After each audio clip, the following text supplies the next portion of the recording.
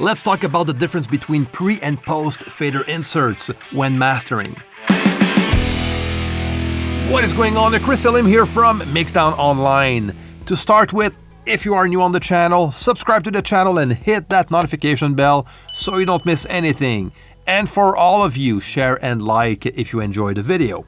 Okay, now this video is in relation to my last video on mastering in Cubase 11. I did something on this video that wasn't quite right and unintentional. Let me explain. Okay, so this is what I have. I have the song that I mastered on the last mastering video.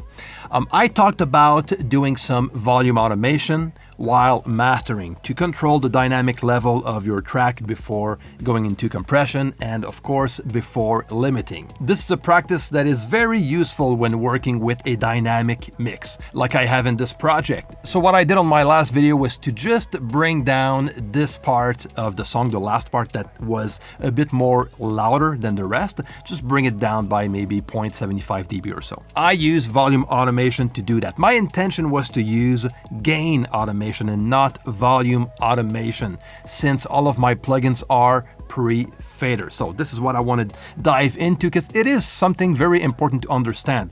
I know that not a lot of people noticed that mistake, so that's why I decided to make a full video on it.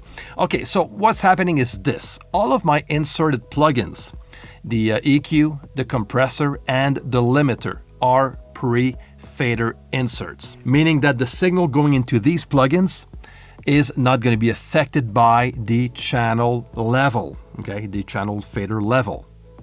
So if my fader level stays at unity point at 0 on my channel, it's not going to matter whether you're using a pre or post fader insert. But if it does move like it did on my end by less than 1 dB, it is going to become a problem because the goal of doing level automation in mastering is to level out and to balance the dynamics before the signal goes into a compressor and of course the limiter. And the limiter is the last plugin on the chain when mastering. So the way it's set up right now is defining the purpose, since the amount of signal going into the limiter is not going to change. The level will change after the signal gets out of the limiter. So to resolve that with volume automation like it is right now, the only thing that you need to do is to make sure that your dynamic plugins has to be in post fader.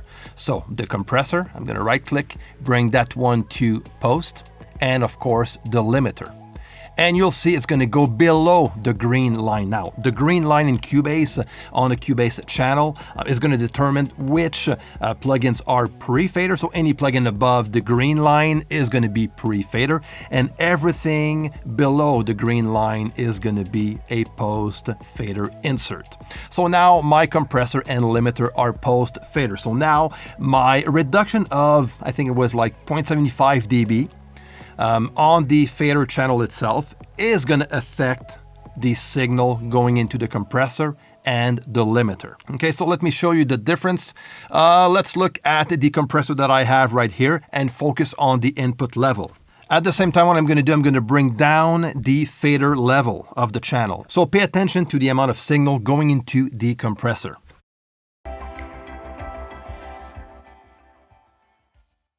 Now with the fader level brought down, I don't have any more signal going into the compressor. If I bring it up, I'm going to have some signal going into the compressor. If I bring my compressor pre-fader, and same for the limiter. Now if I bring down the fader of the channel, it's not going to affect whatsoever the amount of signal going into the compressor and the limiter because they are pre-fader. So that is the difference between the two, very important to understand. Now, my intention on the last video was to do gain automation and not volume automation. So this way I don't have to worry about pre-post fader inserts. So let me show you. I have now the volume automation. I'm going to remove that. And instead of using volume automation, I'm going to use pre-gain automation right here. So under input filter, you will see pre-gain. And there I have my automation right here. So it's a less 1 dB. Okay, so that's about what I was looking to reduce. So by doing pre-gain automation, that will affect the amount of signal going into the channel itself. So the signal going into the insert plugins. Okay, so this is the way to do it in mastering if you want to do some automation straight on the track itself without having to switch your plugins to post fader. Something else that can also be done is to use clip gain. That is also an option. You can just bring down the part, you know, with clip gain to the amount of level you want, and that's it. That is a very cool way to do it also. Both will affect the signal going into the channel itself. Now, when it comes to fades, a fade in or a fade out, doing it from the clip itself is not the best way to do it in my opinion, because the amplitude is going to change when the fade is going to occur. Since the level going into the plugins, the compressor and the limiter is going to fade out. So the best way to do it to get a more consistent result is to add the fade out manually using volume automation. Now, in this case, volume automation on my channel with my plugins to pre-fader is going to work out very well. Now this way, I'm going to keep the amplitude level while the end of the song is fading out. So this is going to end up with a more consistent result. So there you go. This is the difference between pre and post fader inserts when mastering. If you have any comments or questions, leave everything down below. Don't forget to share, to like if you enjoyed this video, and to subscribe to the channel if you are new here. Until next time, take care and see you.